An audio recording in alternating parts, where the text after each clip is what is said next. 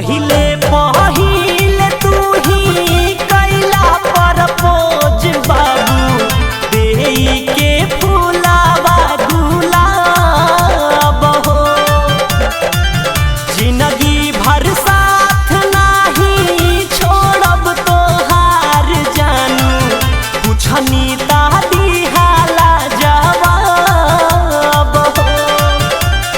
Mummy papa जी से मिलके तोहरा दुल्हन बने के तैयारी करब हो, तैयारी करब हो।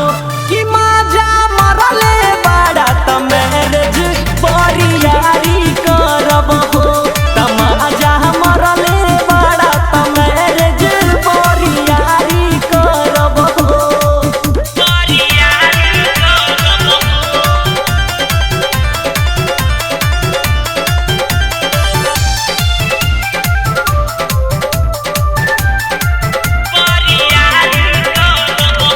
का सोच के कहले रहा हम